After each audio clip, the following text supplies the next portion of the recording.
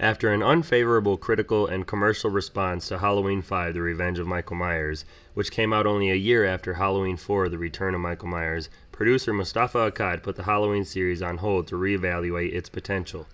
Akkad felt Halloween 5 had strayed too far from Halloween 4, and the box office response was much lower than expected. As early as 1990, both Danielle Harris and Don Shanks were expected to return as Jamie Lloyd and The Shape, with the possibility of Donald Pleasance and Wendy Kaplan reprising their roles as well. That same year, screenwriter and longtime Halloween fan Daniel Farron set out to write the sixth entry in the Halloween series. The film lingered in development as a planned October 1990 release was missed. But Akkad persisted and began courting Michele Soavi in 1992. Soavi would reject the offer, and not long after, the producers entered a series of complicated legal battles ensued, which delayed plans for a sequel. Eventually, Miramax Films bought the rights to the Halloween series. Concurrently with the legal battle, series co-creator John Carpenter had teamed up with New Line Cinema to outbid Miramax. Carpenter's proposal saw the film take place on a space station. Following Miramax's acquisition of the series, the studio hoped to start production by October 1993. But again, this did not materialize. Filming began on October 31st, 1994 in Salt Lake City, Utah, for a September 29th release date the following year for the sixth entry in the Halloween franchise, Halloween: The Curse of Michael Myers. Do you know why we celebrate Halloween? Because that's when we go trick-or-treating and get candy. Well, yes, but a long, long time ago, it was a night of great power, when the days grew short and the spirits of the dead returned to their homes to warm themselves by the fireside. All across the land, huge bonfires were lit. Oh, there was a marvelous celebration. People danced, and they played games, and they dressed up in costumes, hoping to ward off the evil spirits, especially the boogeyman.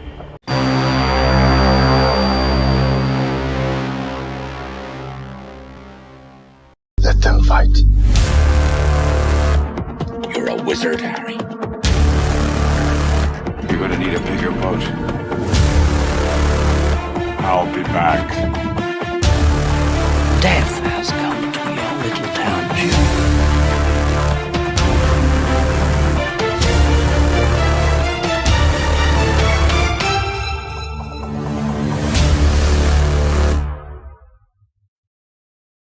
Hey everyone, welcome back to Chills and Thrills for another Halloween franchise episode. Connor here along with Chris as always, and today we are looking at Halloween: The Curse of Michael Myers. So this film has been is all over the place, and we get two different cuts of it, and I know that we will be going off of the theatrical cut for most things in this episode. We will get into a lot of detail and talk about the differences between the theatrical and the producer's cut, and including which one we prefer. yes, absolutely, because there are two very different cuts, and I know this was Chris's first time seeing the producer's cut, and of course we've seen the theatrical cut multiple times. But for the theatrical cut right off the bat, how did you feel about your rewatch on it coming off of Halloween 5? The first thing that struck me was how incredibly 90s this movie was in terms of the editing style and the sound design and the music. It was like some executive was like, we have got to make this thing click for modern audiences. So the cutting is fast and the editing is like sharp, and they're randomly sliding in like loud sound design and loud musical chimes just in there because it's like, oh, loud noises get people to react, so they're just like spamming it all over the place wherever. There's not a whole lot of like moody tension building and build up to a jump. They're just like, go quiet, and then boom, shoom, bing, like they just throw in stuff all over the soundtrack. Like they just kind of go wild with it. They're clearly trying to be like, make it fast, make it violent, make it big. That's what it feels like they're trying to do.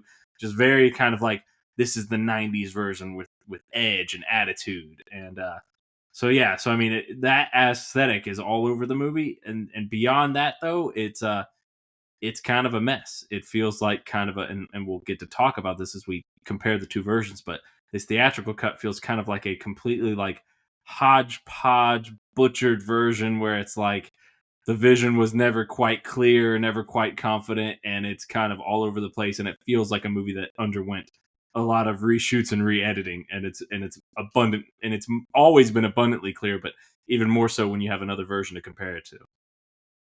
Yeah, this is one of the ones that coming off of Halloween 5, like I liked the brutality and like the portrayal of Michael Myers in this when I was younger, but like I never really got into the story of the film. I never really cared for much for most of the characters in it.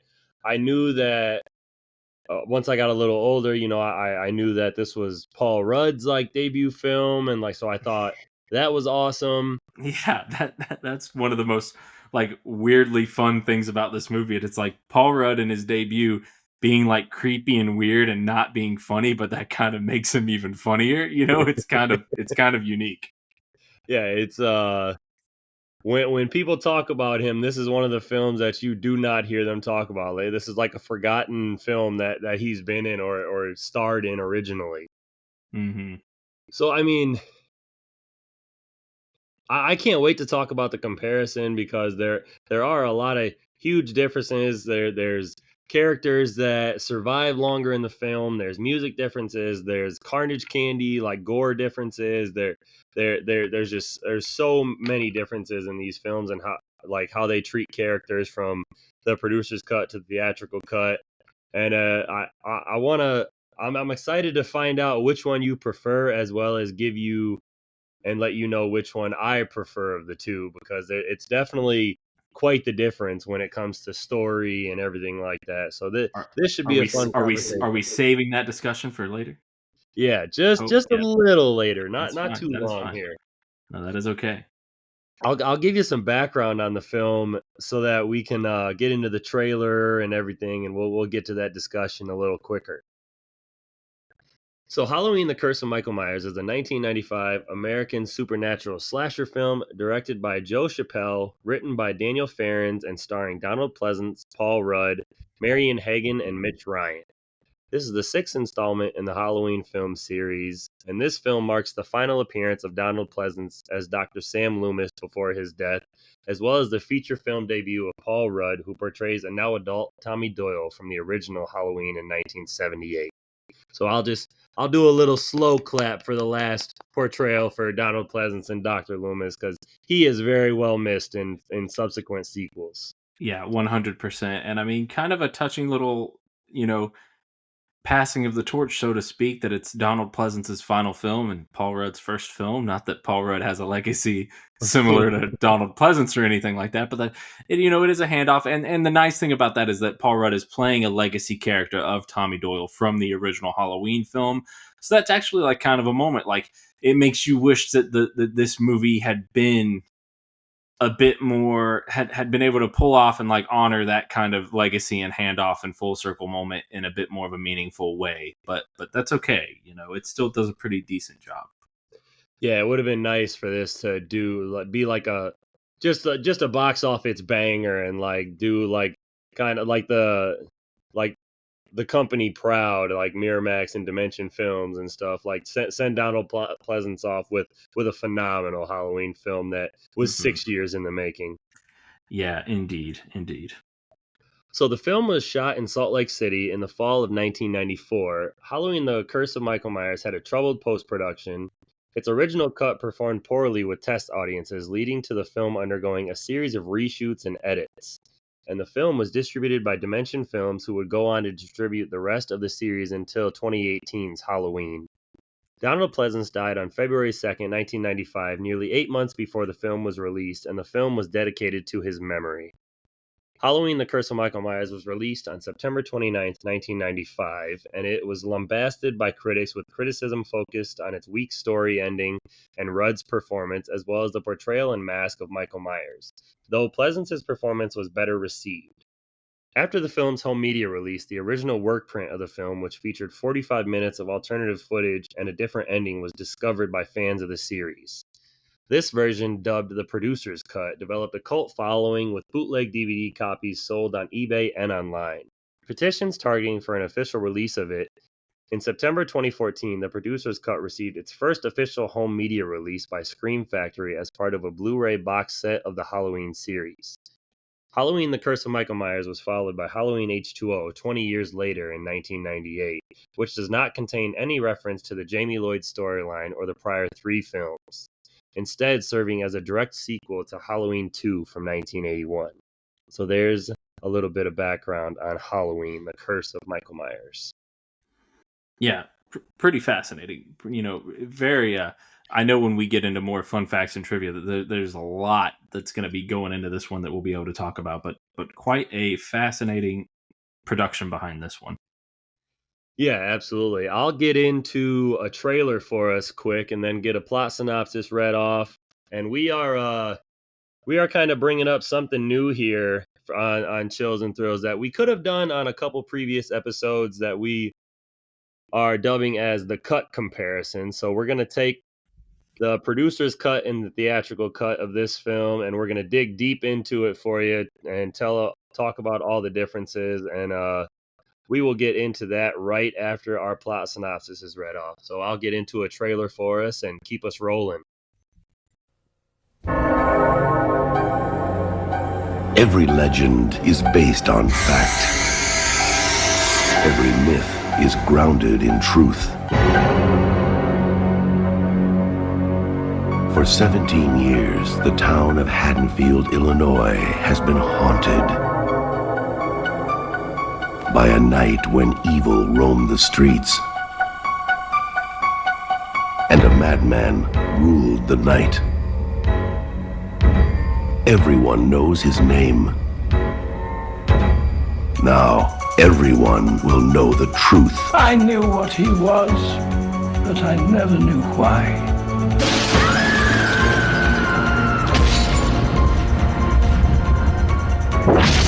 Halloween 6, the origin of Michael Myers.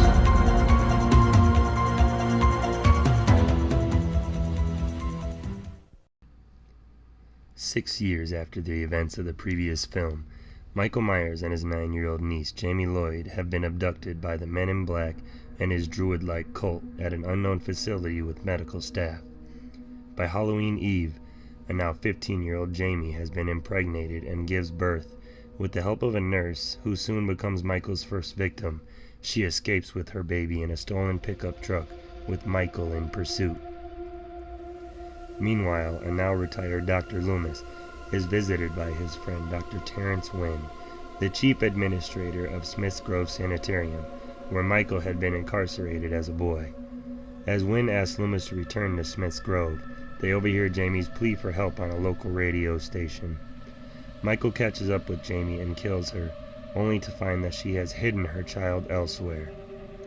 In Haddonfield, the old Myers house is now owned by relatives of Laurie Strode's adoptive family, John and Deborah Strode, their adult children Kara and Tim, and Kara's 6-year-old son Danny, who is tormented by visions of the Man in Black telling him to kill. At the Blankenship boarding house across the street lives Tommy Doyle, the boy Laurie babysat in 1978, now a recluse obsessed with Michael's motives. Also hearing Jamie's cry for help, Tommy tracks the call down to a bus station and finds the baby, whom he names Stephen.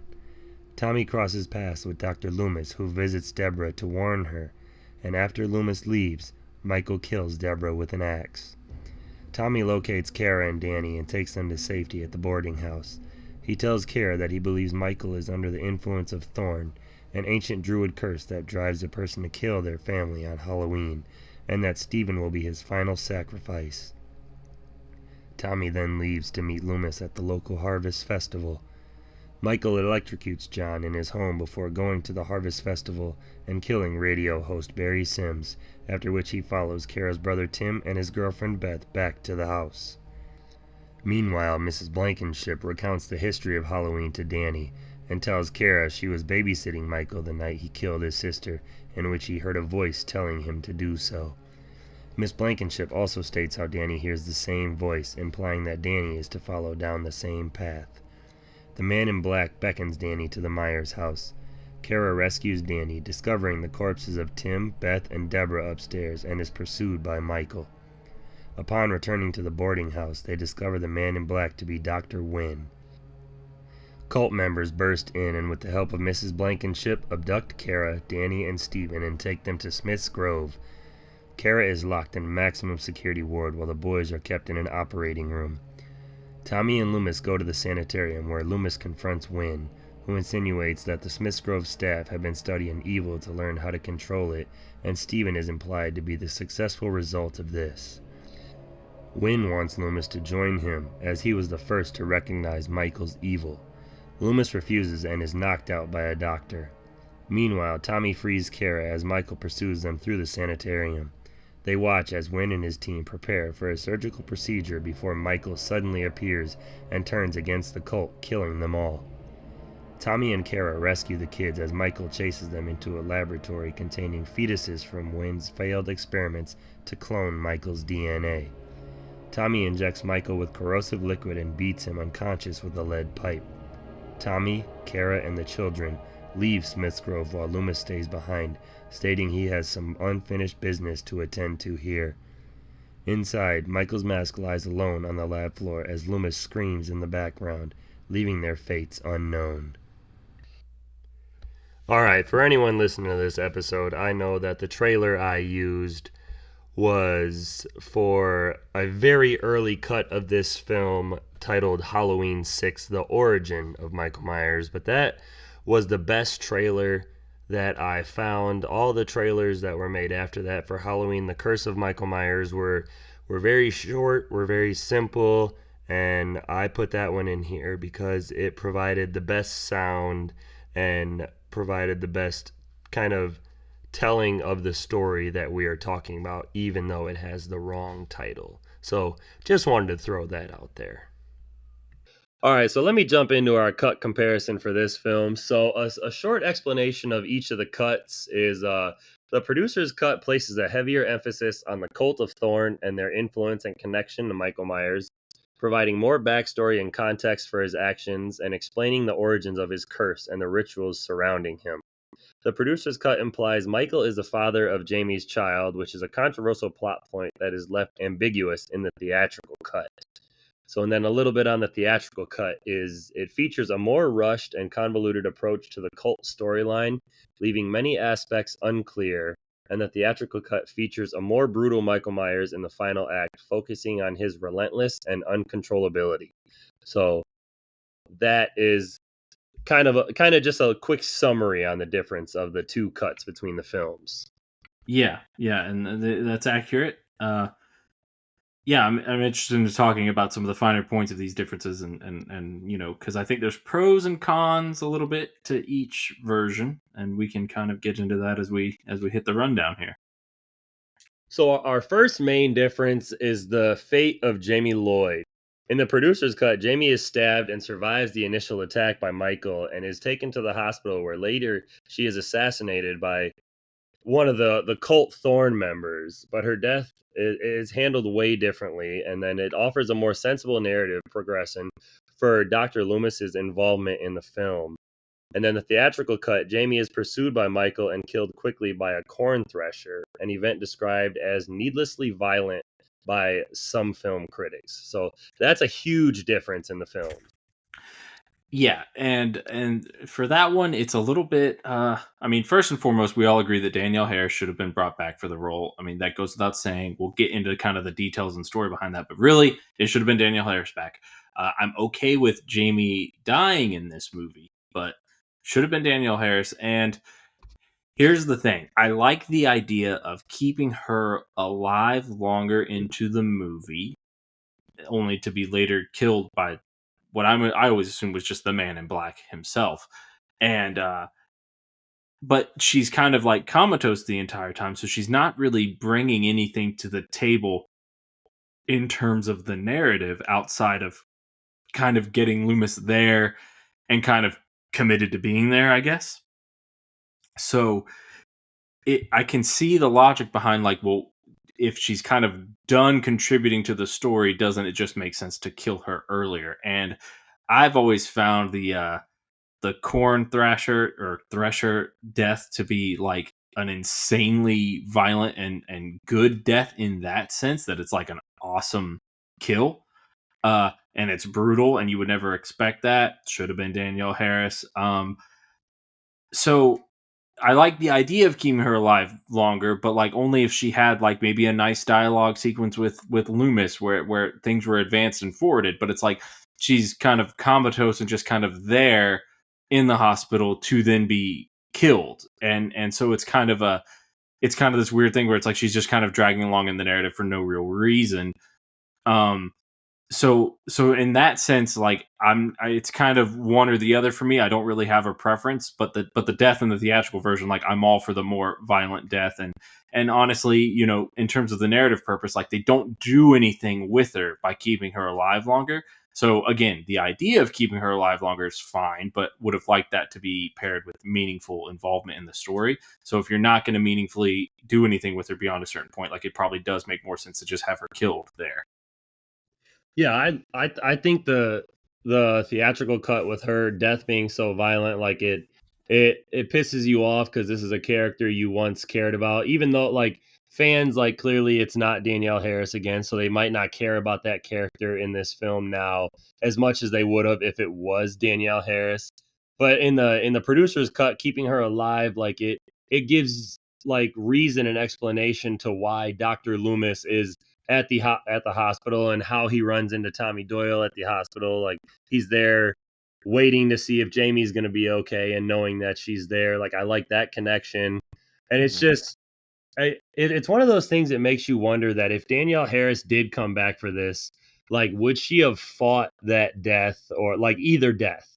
Would she have fought for Jamie to stay alive, or would they have kept Jamie alive because it was Danielle Harris bringing her back and not some other like other person, other actress who wasn't known in the films yet? Like it makes Yeah, you wonder.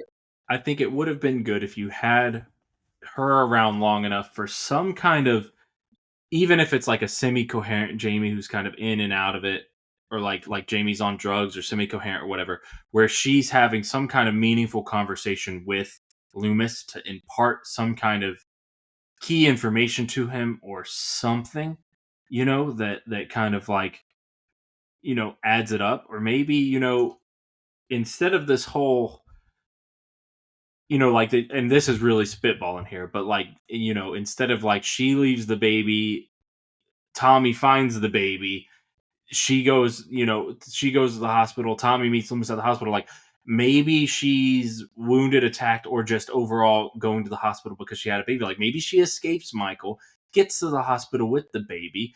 You know, maybe there's some other way you can find to get Jamie, the baby, Loomis, and Tommy more or less at the hospital together at the same time, and then they need to determine that the baby needs to be taken away and hidden, and so then like Loomis like does what he needs to do in order to get Tommy his opportunity to take the baby away, and something like that could have just been a bit more like coherent and meaningful instead of like all these kind of separate threads, you know. And yeah, so it's not really perfect in either version. The plot makes more sense for her to live longer, but then it's just she's just kind of this dangling thread for that part of the movie to get Loomis at that hospital and everything. So it's kind of not really perfect in either one, but at least in the theatrical, you're not really wasting time with her and you're getting her like a really kind of wild and memorable death, you know? Yeah, absolutely. I like for the plot and for the connection of like Loomis coming to the hospital and things like that. I like the producer's cut, but it's definitely a brutal death. I mean, you definitely feel that one in the beginning when he turns that corn thresher on.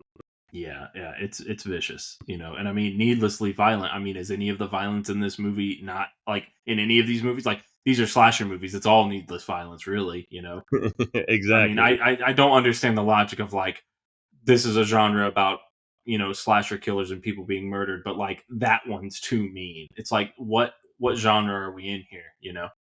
Exactly.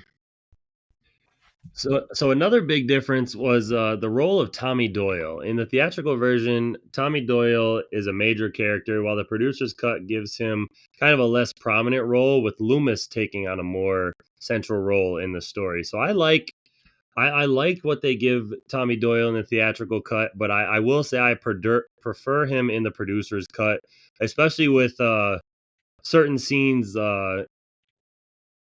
with him. The exact how do I want to say this? The preferred scenes I like with him are when he gets the extra explanation of the cult of Thorn and everything like that, because I feel like in the theatrical cut there's pieces of that that are missing, so it doesn't make sense. But in the producer's cut, he gets to fully explain Yeah. how, like, what well, like once the baby is killed, like then the curse of Thorn is passed on to another kid, and that's why they want Jamie's baby so bad. And like in the theatrical cut, it leaves out little bits and pieces of that, Mhm. and in the producer's cut, I like that it's left in there.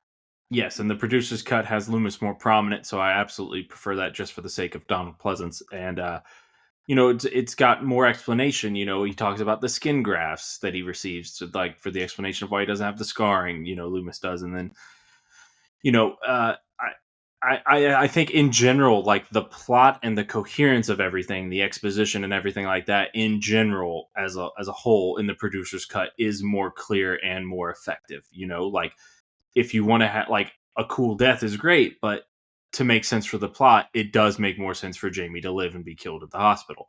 The this and that is good, but you need Tommy to explain these things. You need Loomis to explain these things. Like, you need this material in there. Like, the producer's cut feels like the story version of the movie, and the theatrical cut just feels like the make it as violent and fast paced as possible, and none of it really makes sense version of the movie.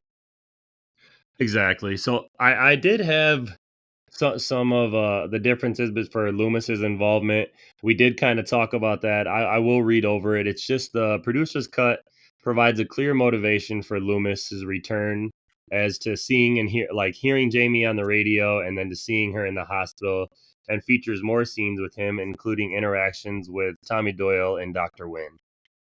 Yeah. And I think it's good to get more Win in the movie to make him more of a character there. You know that just makes sense and adds up. So, like, again, one's kind of like more of a story, and one's just kind of like more of a collection of scenes. Exactly, exactly. The big difference here is the ending. And in the producer's cut, it features a completely different ending, where Tommy uses ruins to stop Michael, and Loomis discovers Dr. Wynn, who reveals he's been Michael's guardian and transfers the Thorn curse to Dr. Loomis. And then in the theatrical cut, it depicts a final battle where Tommy injects Michael with chemicals and beats him with a pipe. Loomis returns to the asylum, and his scream suggests Michael has escaped, leaving both of their fates unknown. Yeah, and that's unfortunate, because I feel that if perhaps if Donald Pleasance didn't pass away, maybe they would have been able to film some more material with him to clarify. I feel like neither ending is fully satisfying. I like the more visceral, cathartic action, if you will, ending of the theatrical version, where you get this big kind of physical showdown with Michael, where it's high stakes, and she's almost choked, and the babies and kid are in jeopardy, and then he's got to stab him with the stuff and shoot him with this, and then beat the heck out of him with the pipe. Like, I like that big kind of climactic moment. You can tell that Tommy Doyle has probably been waiting his whole life to beat the hell out of Michael with that pipe. So it's like, it's good in that sense. But again, in terms of, like, the narrative and the story, like, Loomis is kind of just, like, lost in that. He says, I've got some work to do. Like, what? He's got to go back and check Michael's dead, and then you see the mask on the floor and hear him screaming. So it's like, okay, what? Michael got away and he's killing Loomis off screen? Like, is that really the end of it? Like, that's just the implication there, that Michael made it out and he also took down Loomis. Like, that's kind of unfortunate. And the producer's cut ending is kind of a bit more, again, it's more of a follow through on the story of the film, which is that he used the runes to hold Michael in place, and then Loomis goes back in, and you reveal that Wynn is now in Michael's clothes and Michael's in the Man in Black's clothes. But the thing about that is that it's a little unclear, because Wynn and Michael both have, and I'd be interested in hearing your thoughts on it, because Wynn and Michael both have the thorn tattoo that's established in, the Man in Black appearances in Halloween 5 and in here. So Michael is walking off in the clothes of the Man in Black, and Wynn is, puts the tattoo onto Loomis. So I guess there's two ways to interpret that. One is that, okay, is Michael now assuming the position of the Man in Black and Loomis is now cursed to be this killer? But that's the more outlandish one that doesn't really track as well. Or it's like, hey, Michael is going to continue to kill and be cursed and do his murdering because that's what he's supposed to do. And now Loomis is cursed to be his minder or his protector. But it's like, what about having that tattoo is going to make Loomis adhere to or follow that, that role? Like, he just, like, you can't just like slap the tattoo on and be like, hey, you're now Michael's guardian and you're going to look out for him now. And then Loomis just has to do it. It's very kind of unclear of exactly what it's getting at. And I'm curious to hear exactly how you kind of interpret what that ending is really supposed to mean. See, I always wondered that as a kid for the theatrical cut. The camera pans down and you see Michael's mask just sitting there, and as you hear Loomis's scream, and then it cuts to the ending credits. And I never had like a definitive like thought in my head of like, oh, that Michael killed Loomis, or like maybe Loomis found the mask and he's upset that Michael's away, that gotten away. Yeah, that's fair. Yeah, Michael had gotten away and he was just like reacting to it. Or I just wasn't sure about that one. But like when it comes to Dr. Wynn, like transferring the curse of Thorn, like the wrist tattoo onto Loomis, I didn't know, like you said, if that meant like now he had to be Michael's guardian, because I believe Wynn says something like, now it's your game to play or something like that at the end. I can't remember 100%. So it's like, is he becoming the protector, or is he gonna like what? There's just not like a definitive like. Yeah, it's not clear on exactly what it means. Like, is it now Loomis the new Man in Black for Michael? Or is it some weirder thing where it's like Michael's the Man in Black and Loomis is now going to become a killer? Like, he's cursed with the thing, but it's like, okay, so Loomis is going to become the knife wielding maniac, So is this a curse that just like takes over your mind and makes you do whatever it has to? Like, Wynn seemed to have free will about what he was doing. He seemed to be voluntarily performing as Michael's quote unquote guardian.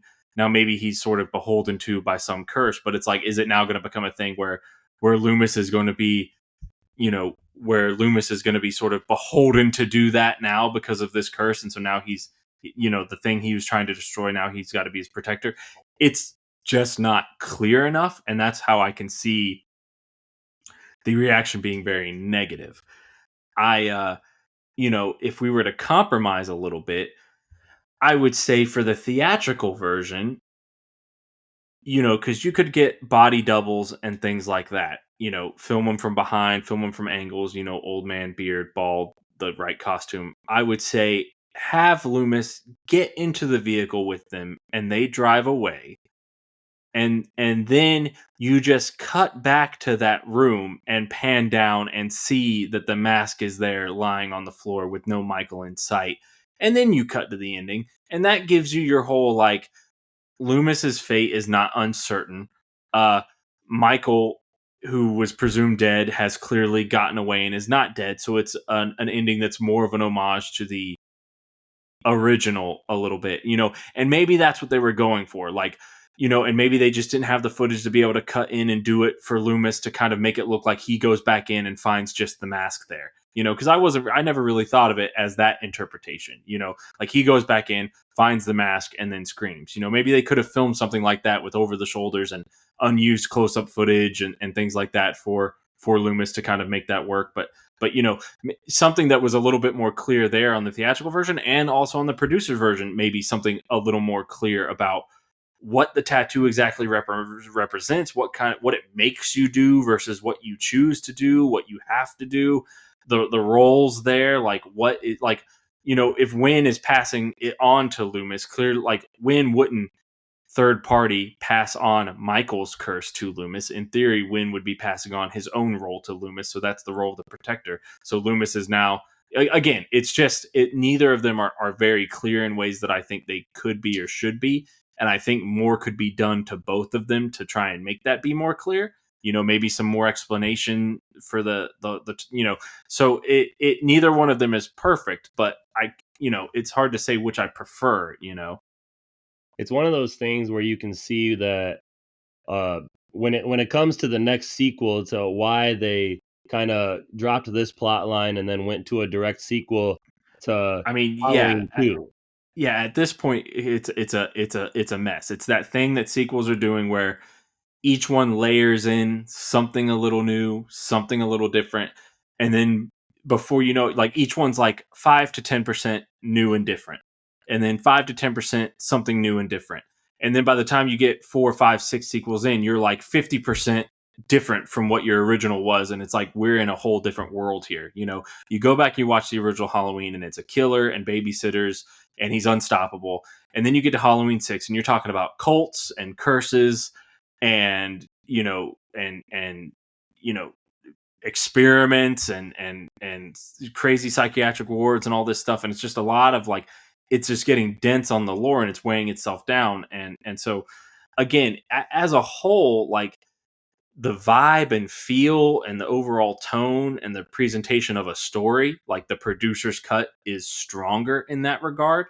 But there are some things about the theatrical cut where it's like it's clear why they were going more. Like, for example, the man in the rain that sees Jamie and then Michael kills him. In the theatrical cut, he like rips his head off or breaks his neck off, and in the producers, it's just like he just snaps his neck. So it's like, I like that more violent death.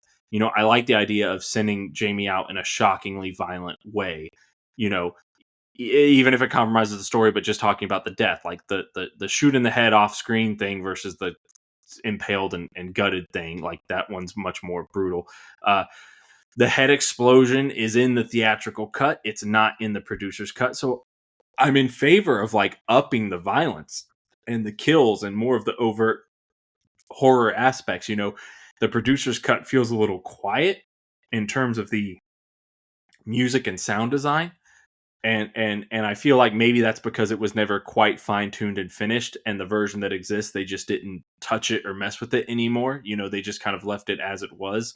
So it's like maybe a bit more of the music and sound design finishing work from the theatrical cut could be applied to the producer's cut. Maybe some of those violent deaths could be applied. Maybe the best version, there's no best version of this movie. Either cut has flaws and advantages over the other one, but maybe there is a third version that's somewhere between the two, that third version would at least be the most satisfying of the three, by maybe keeping some of the horror, the sound design, the violence of the theatrical cut mixed in without compromising like the plot and the Loomis and the stuff of the producer's cut. And somehow maybe, I don't know if now today you could forge or cut together some kind of better ending. I don't really think that there's a will or way to do that now, but and it's hard to pick which ending's better. I don't know if there's a way that they could in any way be combined, but something.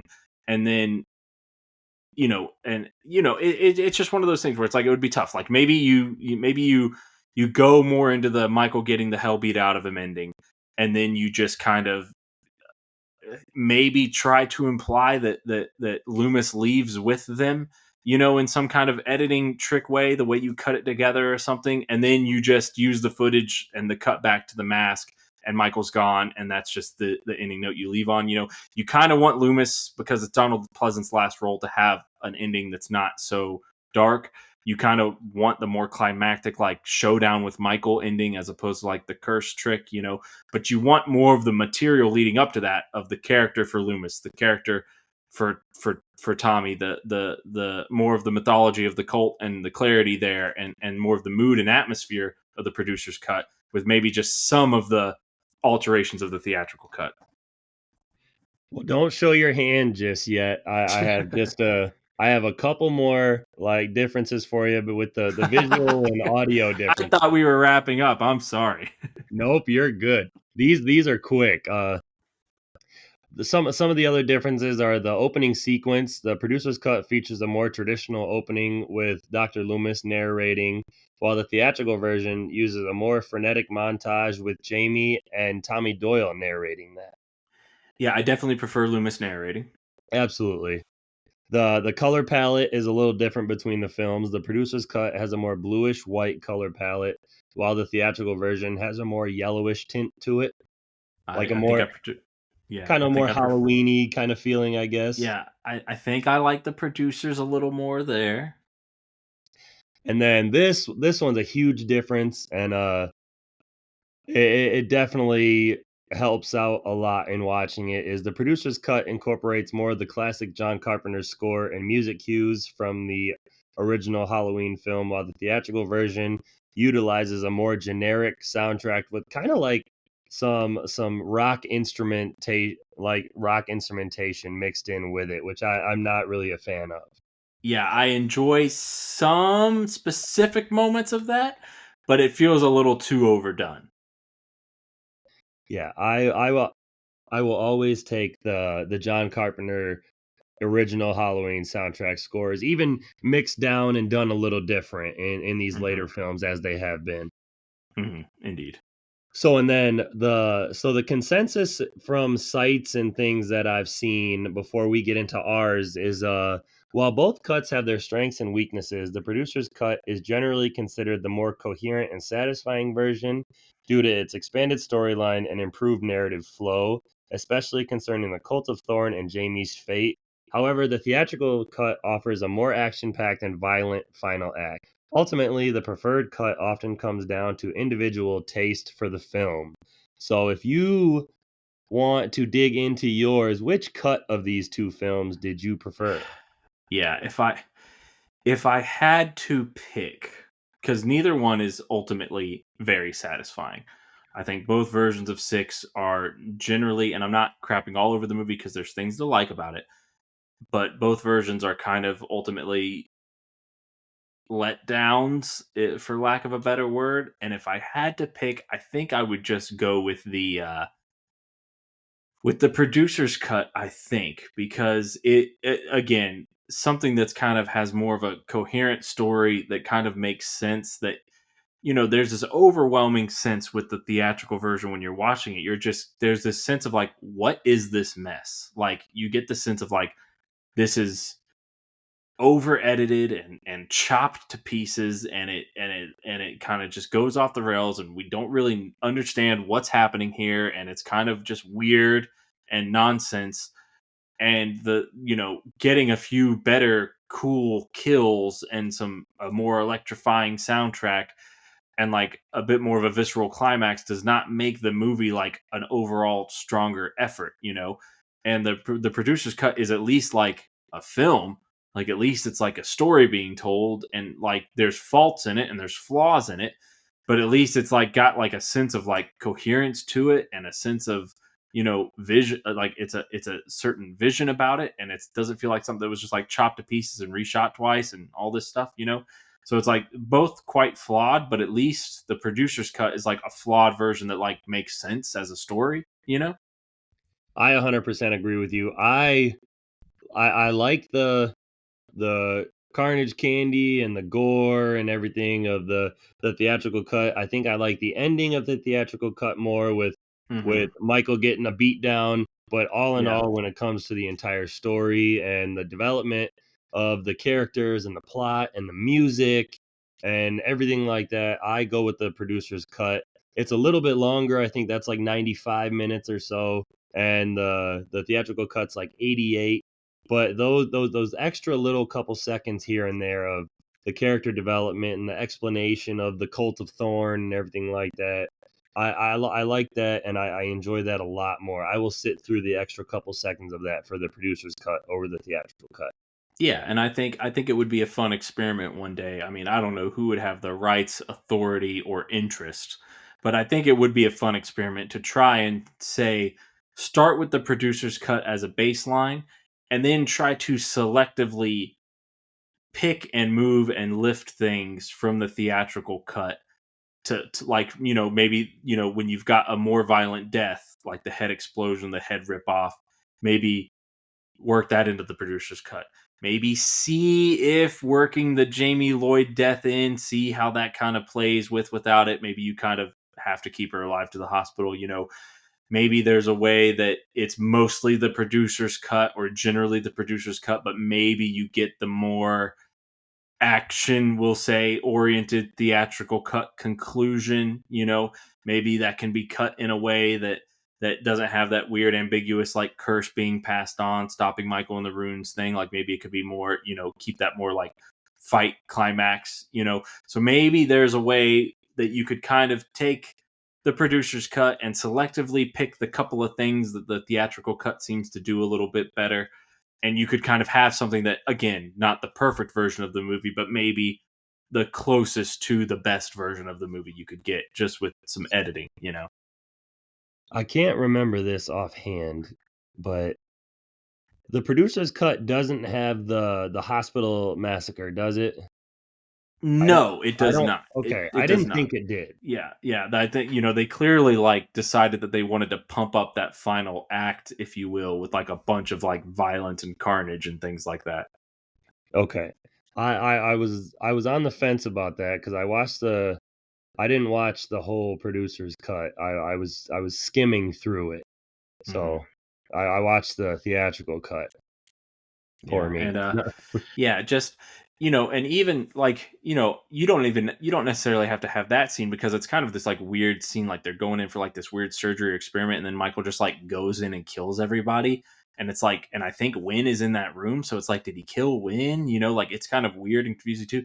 So it's like maybe not that. Like I just when you get down to the climax of does Michael get locked in the rune stones, or do they have kind of that big kind of final stretch fight with him?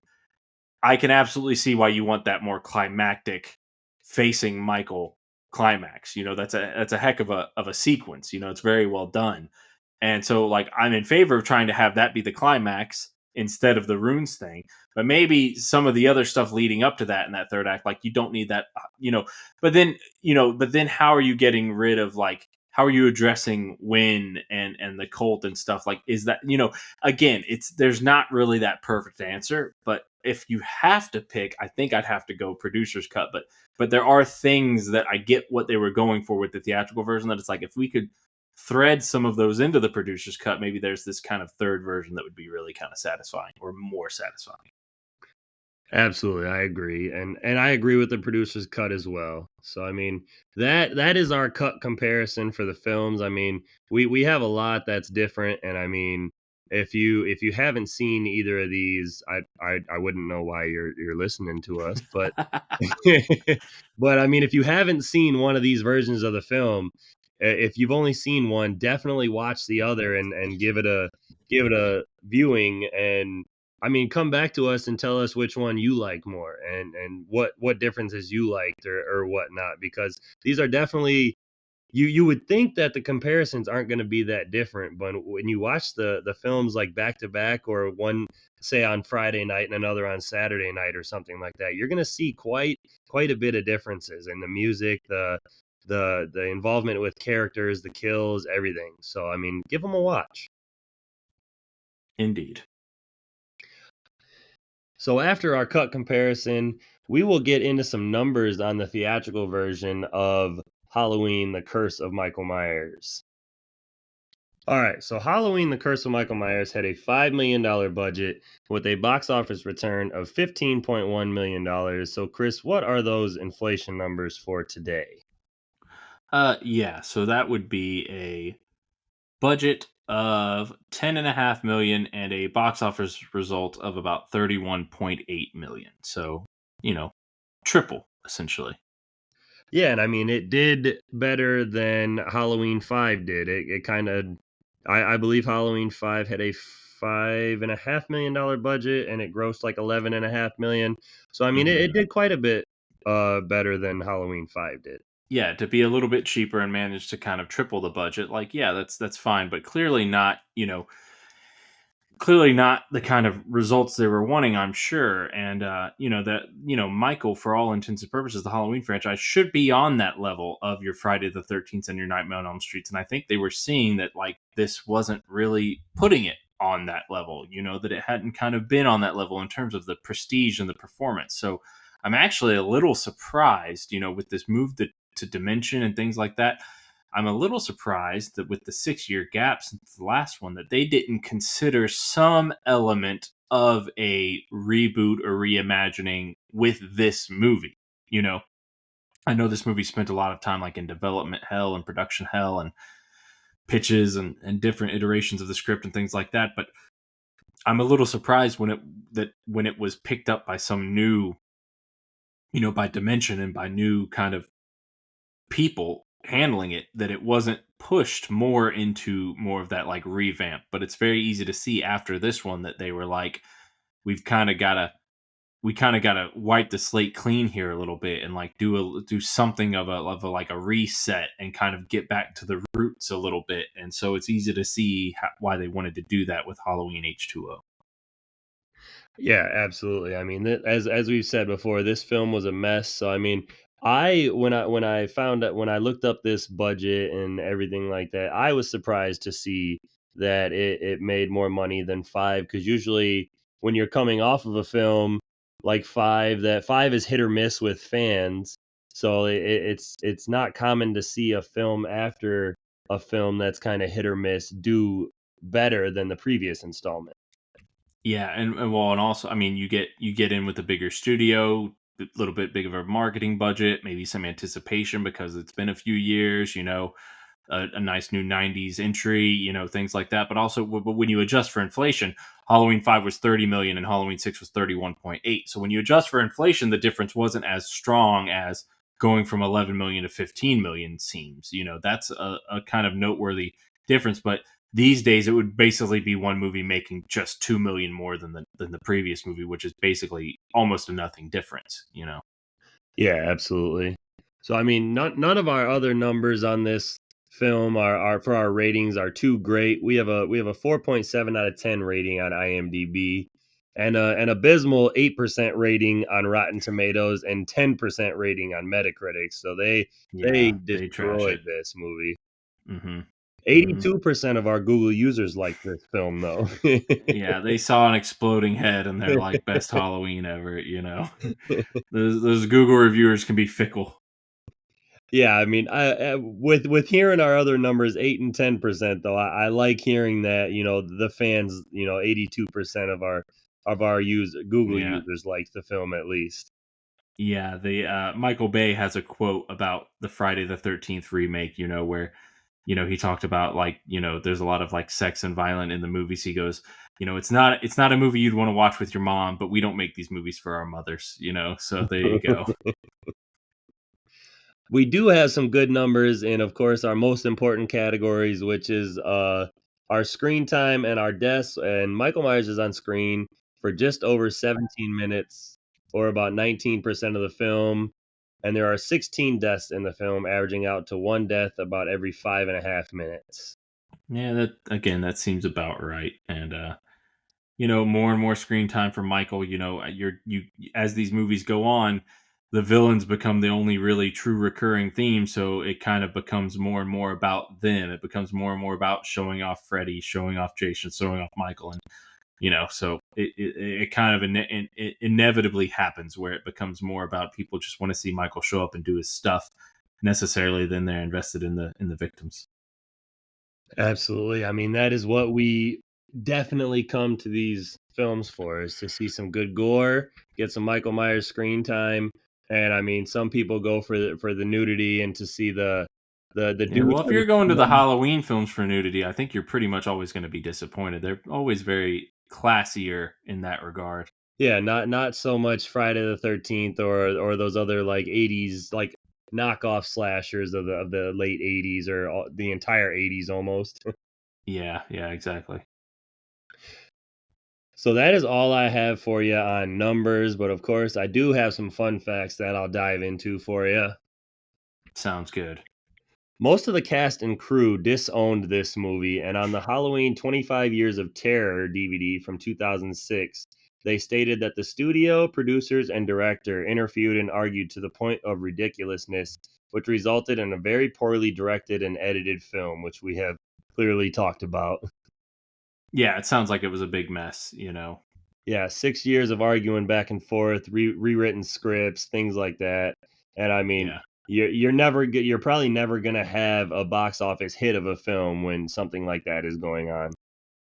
Yeah, and I mean, and it's kind of a, because I remember seeing at least some words or interviews or something from the writer of the movie, and apparently the writer was like a very he was a diehard, like pretty dedicated fan, and he had kind of like done the sort of fans work of trying to find something that could make it all make sense and have an explanation. He leaned into like, the Sam Hain thing that was brought up in Halloween 2 and like, killing family members. Like he had, worked on something that he thought would have been some kind of cool revelation of the franchise, that there's this curse and there's this thing. Like you can see how he was, he did his research and he wanted something like that. This was like a writer's kind of a dream of like, I'm going to pitch this ultimate sixth chapter that kind of brings it all together and ties it all together. And we're bringing back Tommy from the original. It's full circle and all this stuff. And then you can kind of just see how over the course of the production of the movie that maybe the producers and maybe the director and everyone was getting their hands in the pot a little bit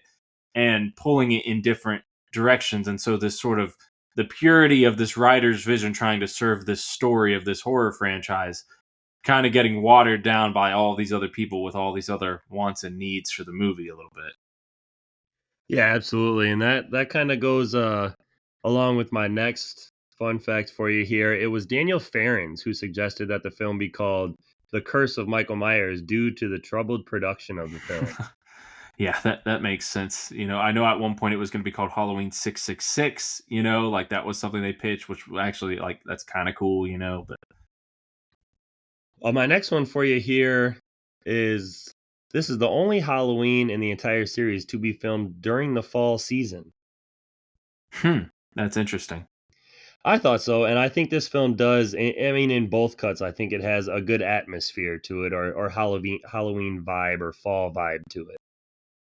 This will be interesting for you. Peter Jackson was asked to direct this film. Oh man, it's hard to say, like, it's easy to be like, well, Peter Jackson made great movies, so he would have made this a great movie, and he's got great horror movies that he made. He even made stuff like The Frighteners, things like that. Like Peter Jackson has great stuff on his resume and was a great genre director, but it's like this just might not have been the film that was destined to be very good. It's like who's to say that Peter Jackson being involved would have been able to pull off anything dramatically much stronger. Like it might have still been just as much of a mess and just as much of a nightmare, and he got just as frustrated as everyone else. Yeah, absolutely. I mean, like you said, when you're going back and forth between producer, director, and writers and the studio, I mean, it's and any director is going to get fed up eventually and not want a part of it. Indeed. So the next one I have for you is George P. Wilbur is the first actor to play Michael more than once. The second being Tyler Mane in the Halloween and Halloween 2 remakes, and then James Jude Courtney in the Halloween 2018 trilogy.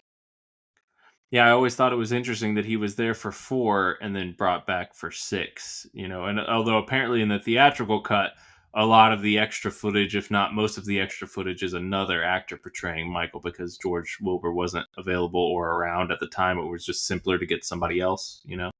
Yeah, absolutely. I do like his portrayal in this one. I like bringing him back without the hockey pads in this one. Yeah. Yeah. The Halloween Curse of Michael Myers mask received a much better reaction, with many praising how similar it looked to the original one. However, some fans said that the mask was too large and made Michael look like a bobblehead doll, and that the hair was too messy. Fans have even said that the texture of the mask was too thick and lumpy, saying it looked like it was made out of clay or plasticine. So it seems like up to this film, other than the original, no matter what you do, fans are going to find something to gripe about.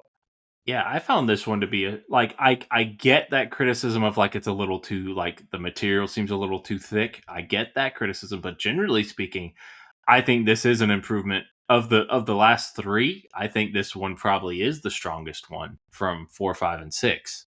That might be a hot take, but that's my opinion, I think. I think for looks, this is probably right behind the original for me because the second one being a little stretched out over the actor's face and things like that. I think this probably goes right behind the original for me. Yeah, you could argue that it maybe like that it has like it's a little too sculpted, like a little too much like definition in it. But generally speaking, like I do like it. You know, there are some shots where the hair maybe feels like it's going a little too like high up, like it's a little too like I don't want to call it like a fro or like a frizzle, but like I could understand that criticism. But generally speaking, like as a whole, this is I think the strongest mask since the first one. Yeah. Absolutely. So I know we definitely wanted to talk about this, and we're gonna talk about this. So this is my fun fact about Danielle Harris wanting to reclaim her role in this film. So Danielle Harris wanted to reclaim her role as Jamie, but turned it down when Dimension Films refused to pay her the $5,000 she wanted. Danielle Harris stated in an interview that when her agent learned that filmmakers were looking to cast an actress that was at least 18 or older to play Jamie in this film, and Danielle Harris was only 17, but she still wanted to do the movie. Therefore, at the suggestion of filmmakers, she got herself legally emancipated from her parents so that she could work longer hours without having to go to school. Harris spent time and thousands of dollars on legal process, but ultimately turned down the film due to her dissatisfaction with her character's story and Dimension's refusal to pay her a salary that would have recovered her legal fees. And then Harris also stated that she eventually met and befriended J.C. Brandy, who took over the role of Jamie in the film and was treated poorly on the set because of the recast. Yeah, and that's just a shame. Like, really, like it's pennies that you're talking about in terms of a $5 million production. I understand wanting to be cheap and wanting all this stuff, and I know that sometimes, like you know, that the Weinsteins were maybe involved with Dimension in this movie and some of this stuff, and that they could be like sleazy and weird and manipulative, and like it feels like a weird thing to do the whole like, oh, get yourself legally emancipated from your parents so we can like do all the shooting that we want and stuff. But like whenever it's Hollywood, you always get a weird vibe whenever it's like adults and agents and producers trying to tell someone who's legally a child that they need to go through the loops to become legally emancipated from their parents so that they can participate in a movie production. It's like there just feels like there's an air of sleaze under that and manipulation under that just feels a little weird. Not trying to get on a soapbox here, but that just feels weird. Like you couldn't just accommodate her shooting and her schedule. Like she's not in the movie all that much, you know, like and also as a baseline, why isn't Jamie Lloyd as a character more prominent as a lead in Halloween 6? Like where is this reality coming where she's going to be this like disposable side character that's just setting up the plot? Like why is she not more or less one of the core pieces of the movie? Like if you want to kill her by the end or halfway through or something, like give her a role that's got some meat on the bones. Like you like it's like they didn't want to use her. It's like they wanted to push that character off to the side, whether it be to kill her early or to shove her off into the hospital. It's like she was the female lead of the last two movies, and Loomis was the lead of the last two movies, and he's here and he's prominent in this movie. And yes, you're bringing Tommy Doyle back around to be a supporting character, but it's like it just feels like everything about what they do with Jamie in this movie, from her role in the story to how they handled Danielle Harris, is just it feels like it's all nonsense and bullcrap. Honestly, like it's just poor decision making, in my opinion. You know. Yeah, and as like we said, she did everything she needed to do. She got emancipated, and like she did everything she could to secure the role. And I would have paid her $5,000 to do the movie. Like that Yeah, to and bring it's her like back and keep continuity. And yeah, and she's it a shouldn't have been she's begging to come back. They should have been begging her to come back in the same way that exactly. they needed to try to get Donald Pleasance back. Like, why would you not want that value and that continuity? You know, like they just didn't put value on that kind of stuff back then for these sorts of movies, and it's a shame. You know. Exactly, because even with her, you know, if she would have came back and met her demise in this film, whether it be in the early on in the film, or if she would have been shot later on in the film, or if they could have figured out a way to where she would have survived through this film, and we would have continued on into something other than Halloween H2O, you know. But she was huge in those last two films, and a fan favorite of the last two films. So you're telling me you're not gonna bring her back because of a small fee that she wanted, so that way you're pretty much paying her back for all the money she spent so she could be in the movie. Like I feel like Yeah. that's tick and tack. Yeah, and also like just like a quick pitch, like, you know, what about a version of Halloween 6 where she uh escapes Michael with the baby, and instead of this leaving it somewhere to get found by coincidence, like she escapes with the baby and finds either Loomis or runs into Tommy.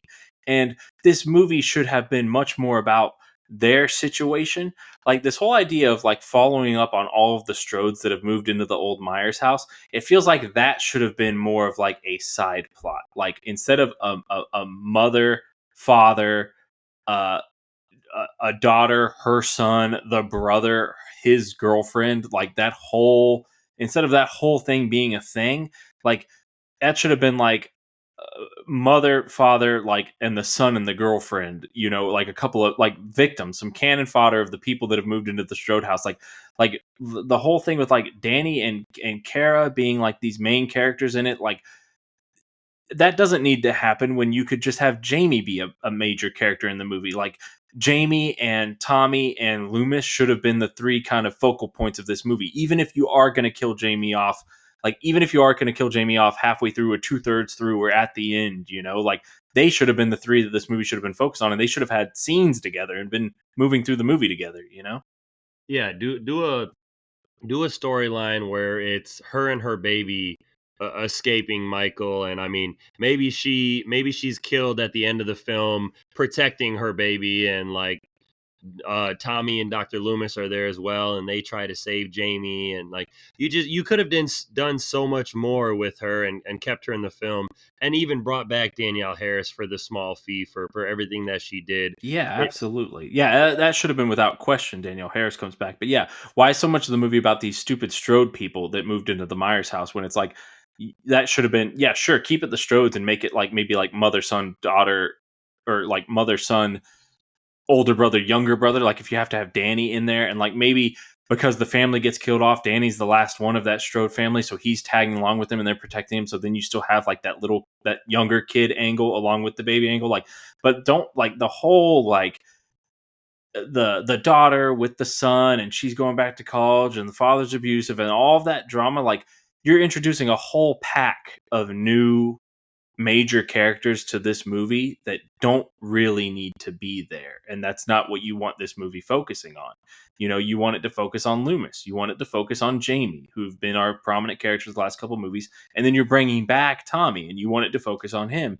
And anyone who's moved into the old Myers house, these new Strodes, should have just been like those supporting characters, like with the radio jockey and just like some cannon fodder, not like this whole big domestic storyline that they cook up for this movie. That's just nonsense. Absolutely. I 100% agree with you. And I mean, Danielle Harris, we're on your side for this one. We wished you would have came back for this. And 100%. we there's just nothing, there's no reason whatsoever that they couldn't have struck a deal and had her come back and made even if we would have got the same films. I mean, just her appearance would have been better. I feel like it would have been a little better accepted by fans of the franchise. 100%. And yeah, a Halloween 6 where it was about Loomis, Jamie, and Tommy and Jamie's baby, that would have been a stronger effort. Like all the Thorn stuff and cult stuff and stuff like that, that's fine. Like it's not like that's automatically ruining or automatically saving it, but it's like and the more I'm thinking about it, it's like all this stuff with the new Strodes in the new Myers house. It's like that stuff takes way too much precedent in the movie than it should be taking. I just think it's funny. Chris hates the new Strodes. They suck. I mean, they're useless. They're randos that get introduced. They're not Myers, they're not blood related to anybody. They're just relatives of the family that adopted Lori. They're there to rack up the body count. Yeah, and they've got all their own nonsense drama that you're not invested in. Again, if this was supposed to be some kind of final chapter or full circle chapter to this, it's like you don't introduce a bunch of new prominent characters in the final chapter of any story or in the last leg of a journey. It's like, yeah, introduce who you have to keep the body count high and to keep the kill count high. But it's like you can do that without doing this whole, like, we need this whole household of family with their nonsense. Yeah, because it's just taking away screen time from from Loomis, Tommy, Jamie, you know. Absolutely, it is. And I mean, I feel like if we would have got those three more front and center, that this film would have been better received, at least by fans. I mean, critics were probably going to pan it no matter what, but at least by the fandom of the Halloween franchise. Indeed. So that is all I have for you on fun facts. Would you care to dive into who your favorite character of the film was? I'd actually, Loomis is a perennial favorite, but I got to go with Tommy. I liked the idea of, and apparently Tommy was made a little cameo in Halloween 4. Apparently he's in the store when they're all talking about like taking bets to go hit on the girl, and like Tommy's there. Apparently that is supposed to be, according to the lore, Tommy Doyle, but it's just never overtly stated in that movie. But I like the idea of bringing the kid, it can be a mixed bag, but I generally like it when franchises do the thing where like a kid character from an earlier entry gets to naturally grow up and be a prominent character at a later entry. I think that's kind of cool, depending on how you do it. And so I like the idea of Tommy growing up and being a prominent character. It would have been interesting if like little Lindsay was somehow involved and around, and maybe she gets killed off or something, like that would have been cool to see those two kids grown up and back. Maybe they're together. Like that's a little cliche, but you never like. There's a couple of different ways you could have played that out. But I like that, and I like Paul Rudd's not giving the greatest performance ever. This was his film debut, so he's trying to walk a line between like antisocial but like nerdy, but kind of like creepy and mysterious and awkward, and like it does come across as a little. I think he lands on unintentionally creepy a little too much, but once the film gets going and it's kind of more moving along and he's delivering less exposition and less like getting to know people and stuff like that, he kind of gets to shine a little bit more. Not Paul Rudd's best performance, but like he does bring something like a kind of a fun energy to it, and it kind of works. And he has some moments to shine, in that ending, in that climax, like when he's got to be like making moves and taking action and kicking butt. Like he does kind of switch into that mode, and it kind of does work. You're rooting for him, So I liked Tommy in this movie. I chose Tommy as well. I like the character development they give him in this one. I liked how like he's not out. It shows that he's not hunting Michael, but like he's keeping tabs on him. He has like all the newspaper articles and clippings. Like he's running the Michael Myers Wikipedia page. Yeah, he's doing all his research into like the cult of Thorn and everything like that, and he gets to break down that big monologue of like Thorn and how it connects to Michael, and he ends up being the hero who saves the day. And he starts out, like you said, as this like awkward kind of creepy guy, like keeps to himself, nosy. Like one of the first times we see him, he's looking through Kara's window and like, spying on her getting undressed. So it's like, okay, like you start off not liking this guy. Yeah, you think he's like a creeper, but it's like, oh, he's keeping tabs on the house. But again, that's one of those things where it's like, maybe you could have been a bit more subtle about it. It's like he's right across the street. Like, do you have to have like a telescope like to look through at the other house from like across the street? Like again, like I clearly they were going for like cagey and mysterious and weird, and you don't know what his deal is. But like maybe some of that could have been modulated a little bit. Absolutely, but I mean, he was played well by Paul Rudd in his first like film appearance, and I mean to get your start in the credit says introducing Paul Thomas Rudd, which I don't think he was ever credited that way ever again. I don't think you're wrong on that one. It's always just been Paul Rudd. So yeah, which oh man, wild to make that connection, because he didn't really like pop up. Like he was in stuff, but like. It wasn't until stuff like the 40-Year-Old Virgin and Anchorman that like you started to be like, oh, that's him. That's like Paul Rudd, and he's like popping up over and over again consistently in like those Judd Apatow movies and things like that. So it's like to go back and see him in this like horror movie role. It's like and then he becomes Ant-Man. Of all things, like the unlikely hero of Ant-Man. It's like Paul Rudd. It is fun that like his first movie was like this kind of lower quality Halloween sequel, and he's not the best in this movie by any means, but it's nice to see that like, hey, Paul Rudd ended up having a hell of a career for himself. Yeah, he absolutely did, and I enjoy him in this. I enjoy Tommy in this. Dr. Loomis is always a pleasant sight, and I mean, other than that, I mean, Kara and like our side characters are fine, but Tommy is the main. Tommy and Dr. Loomis are the main two in this film that you can say like are definitive could be a favorite character pick. Hmm. For sure. So I'll give you my favorite score of the film, which I think I kind of cheated because I chose one from the producer's cut, and it's called Shape Attacks, and it's the Shape Stalks theme, but it's updated to this film. It has a little more bass. It's a little more it's a little more quickly run, and it's just there during the attack scenes. I like that producer's cut of this with the original Halloween themes and like the Shape Stalks theme. And it's just it makes for a much better viewing when you have those themes during the attack or the stalk scenes or anything like that.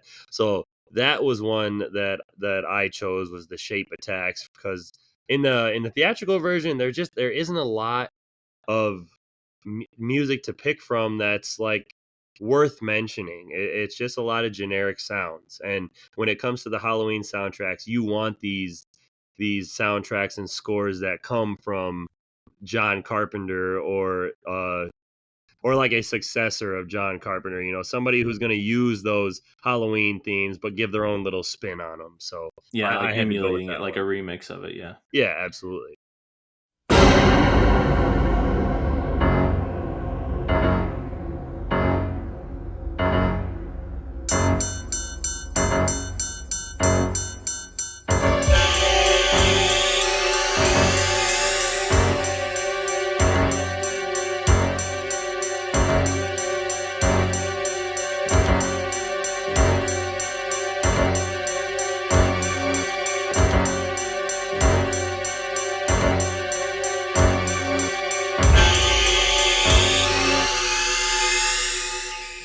I went with, I don't know if this is cheating because on YouTube it's listed as like an unreleased track and it's called the Shape Stocks metal version. And like generally speaking, I didn't love like all like the weird guitar riffs or anything like that they were getting up to in the theatrical version. Like it's a horror movie, it's not like a rock soundtrack, but this music plays when Tommy sees the shape in the hallway and he's got to knock the lock off of the door. And I will say, like Paul Rudd, like it's a little unintentionally funny, but Paul Rudd walks this fine line when he sees the shape, and it's like he looks like he's like freaking out, but also trying to stay focused. And like this music of the Shape Stocks, this like metal remix of the Shape Stocks, is like so good, and it like captures this moment of like oh shit and like intensity and so like I really really liked that track the most. That music in that moment always will be in my brain when I think about this movie. When someone says Halloween 6, I think about like Paul Rudd hitting that hitting that lock with the fire extinguisher as that music's playing. Like that's the icon of the movie for me in a lot of ways.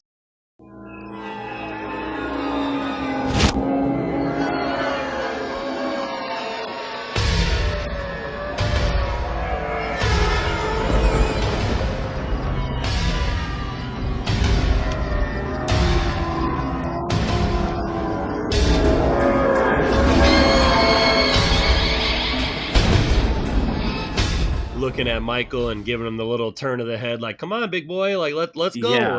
Like, Or like I can't believe exactly what I'm seeing, like do I just run, like that, that sort of thing.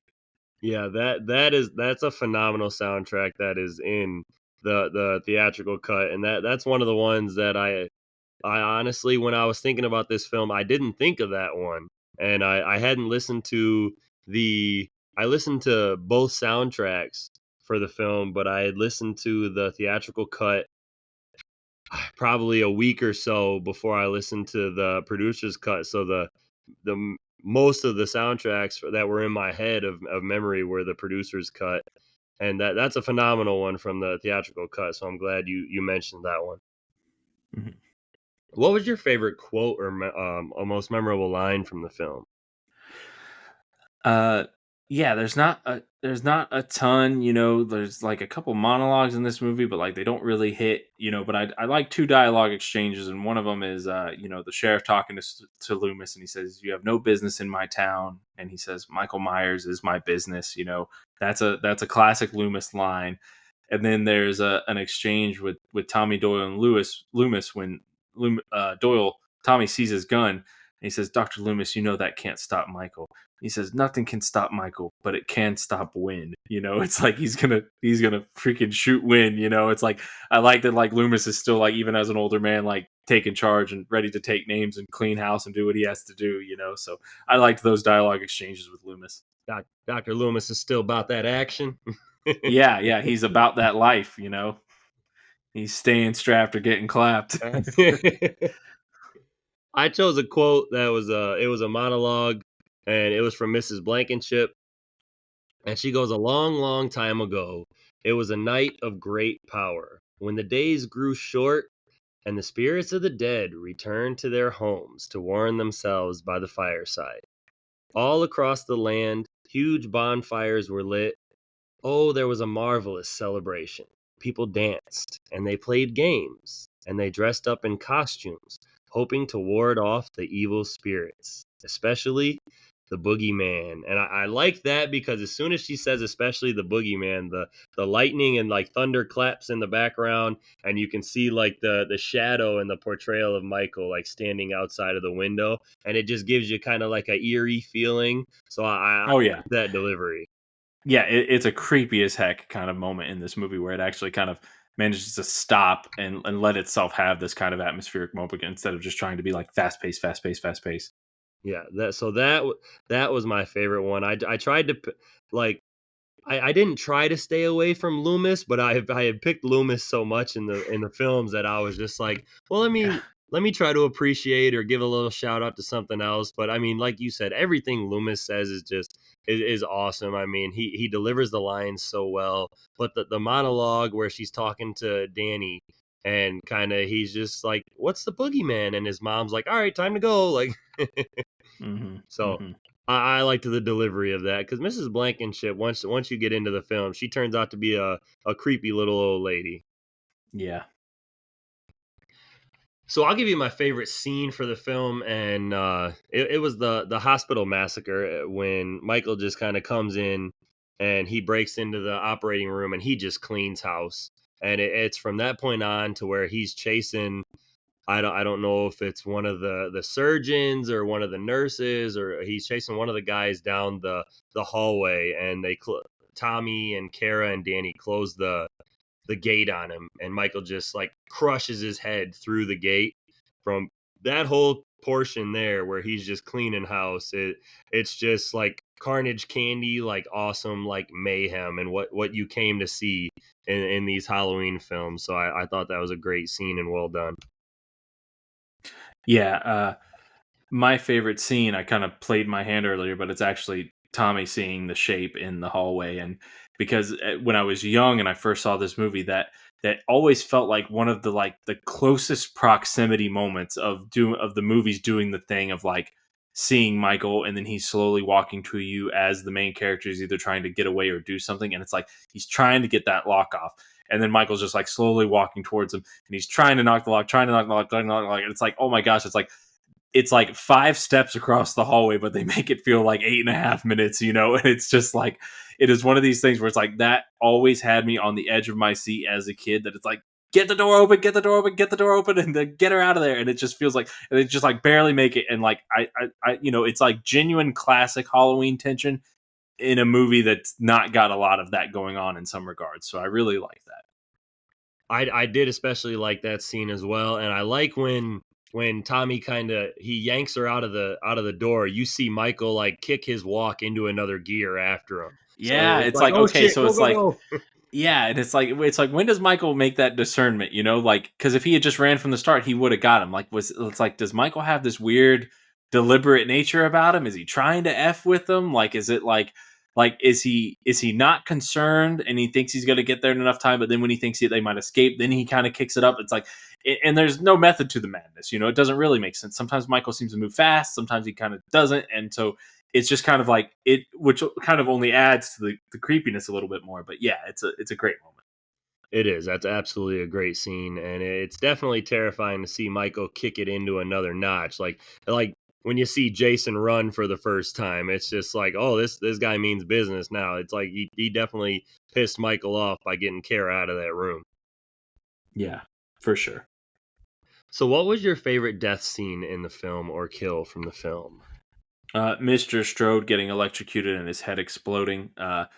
They way go over the top with the whole like abusive a-hole father thing. Like, yes, I get it. Like, he's the a-hole. You're rooting for him to die, whatever. But it's like it feels like cartoonishly written. You know, it's like, and I'm not denying that there are people that are that scummy and that domestic abuse happens and that it happens in front of other family members and like they're all just like it slides. I'm not in any way doubting that, but as portrayed in the film, it just feels so over the top. You know, it's like he smacks her in the face right at dinner in front of everyone to the point that her nose is bleeding, and everyone's just like very like petrified about it, and like the most you get is like the brother being like, leave her alone or get away from her, you know. And then it's like, and then they kind of just like brush it off, and the brother's out there and like he's like, oh, you guys are okay, but like he's just immediately like talking chill with his girlfriend. Like it just feels like one of those things where it's like it feels a bit too like forced and over the top. So like I don't like the way that like, you know, this is why I kind of have big issues with the Strodes. It's like really everyone at that table is just like, oh, please stop, and then we won't really say anything. Like nobody grabs the guy or pushes the guy or raises a fist to him or yells at him or outrages or anything like that. Like, I don't know. They all just seem way too cool with it. But again, I'm not sure of what they were trying to portray, but maybe it just wasn't executed in a way that felt right. Again, not denying that awful stuff like this probably does happen to people, but it just felt weirdly portrayed. But either way, you want to see that guy get totally killed, and him getting stabbed and shocked and his head exploding is super satisfying. So I was always happy to see that.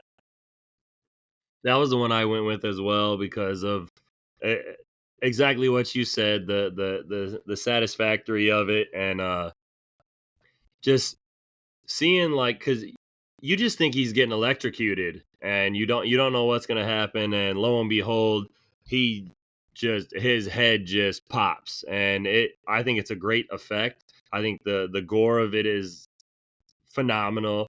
And I mean, I like that Michael kind of just stands there and watches, like almost like admiring what he's done. It's just like a really well done scene to the, like you said, the douche of the movie or the jerk of the movie. Like he definitely got what he deserved. And I know in the producer's cut, he gets killed by getting stabbed with like a crowbar or something like that. Like it's not as Yeah, effective. and he's still shocked. They just not the head explosion. They don't go into that detail. He's like impaled on the thing and still gets electrocuted, but it doesn't explode his head. Yeah, I think the head explosion is of course they did that they wanted to up the gore, but I think it's a more satisfactory kill. You know, I think Yeah, it it's gives a more climactic moment.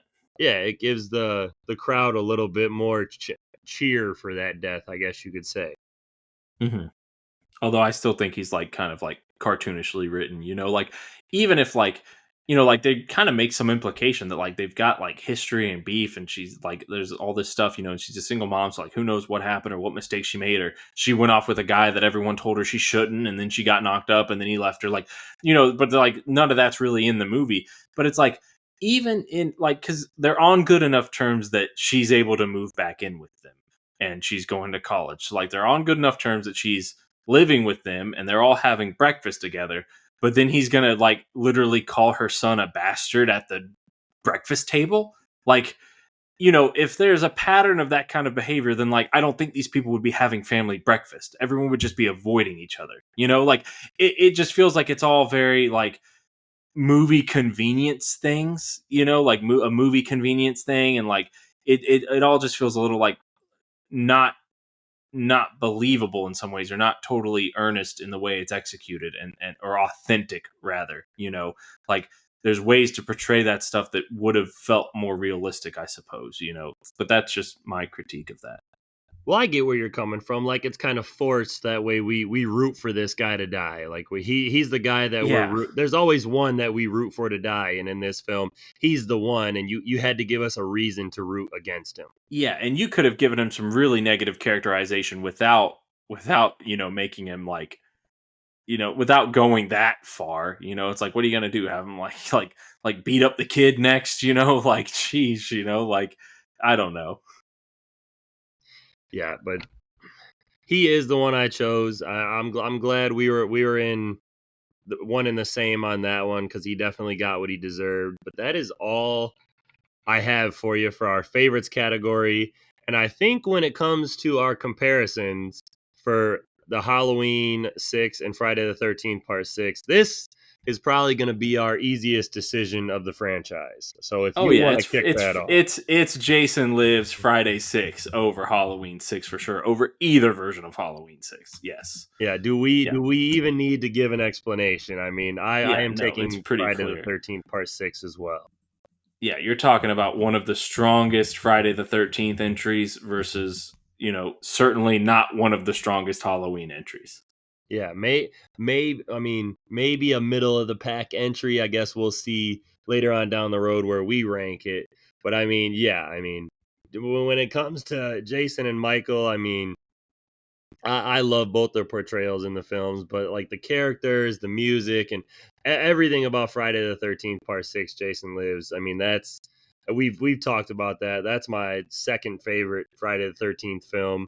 And when it comes to my Halloween films, this one, I can tell you right now, it's not my second favorite. So Yeah, it's certainly not near the top, and I'll say, as a bit of a more note on the producers and theatrical, it's the difference is they're more alternate than it is that like one's way better. It's not like, oh my gosh, that director's cut is a good movie and the theatrical cut is a bad movie, or the producer's cut is actually great and the theatrical cut's bad. I honestly think like I will not have a scenario where I'm trying to place one of them in a different spot than the other if when we do our Halloween rankings. Like it's Halloween 6 and it's whether you're talking about the producer's cut or the theatrical cut, like they both kind of occupy the same kind of space within the franchise. There's not one that's like better enough that it puts it above one of the other entries or anything like that. I agree. And when we do our Yeah. rankings, I was going to ask if you wanted to separate them or keep them Yeah. combined as one. If there was a dramatic enough difference, but I don't, or if there was another Halloween movie that was specifically good or bad enough that it's better than the theatrical cut of Halloween 6, but not better than the producer's cut, I don't think that Halloween movie exists. That we would cause that divide. It's like, no, it's Halloween 6, and there's a 1A and a 1B for Halloween 6, but neither of them are perfect, and neither one of them are necessarily like the whole number grade higher than the other one or lower than the other one. All right, so I am all tied up. 3 for Halloween and 3 for Friday the 13th, and for you, Friday the 13th is leading 4-2. So we'll see what Yes, happens yeah, coming down which the is stretch. it's kind of surprising, but I think Halloween's poised to make a little bit of a comeback here. I don't think they will not stop at 2. I don't think so. I hope not.